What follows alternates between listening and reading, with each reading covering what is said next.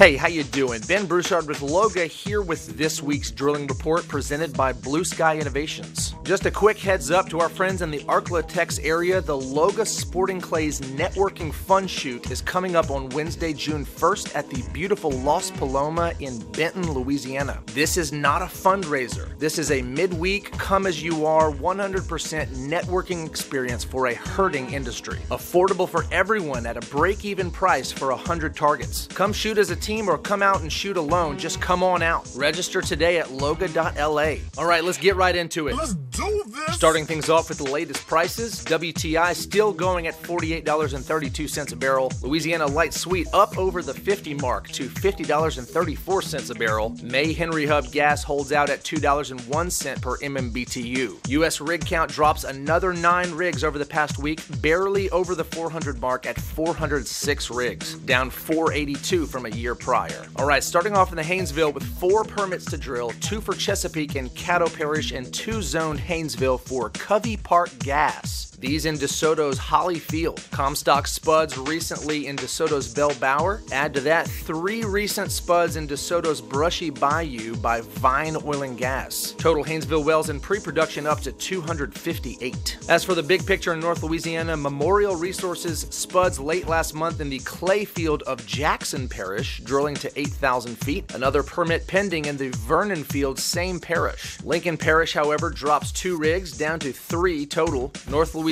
currently sporting a total of 13 rigs. Now moving on to South Louisiana land, starting with a rig report from a listener in South Bosco Field. Answering your question here is Linder Oil, who recently spud in Acadia Parish. Finally, over in Vermilion Parish, we've got White Oak operating and Warhorse Oil and Gas both operating in Gueydan, both moving forward with drilling operations. South Louisiana land ends out with 4 running drilling projects. Over into inland water, Cameron Parish looking pretty good right now. Hillcorp still drilling at Cameron's Deep Lake down to 15,000 feet. Also, Walter Oil and Gas still drilling at High Island, and Southwest Energy Partners proceeding at North Sabine Lake. Add another project in Terrebonne, and inland water reports in with 4 running rigs. Finally, OCS Federal Drilling drops a few and reports at least 20 running deep water drilling projects for the week. As a whole, Louisiana ended out at 39 active projects for this week, down 8 rigs from last report. Now, as for deep water drilling permits,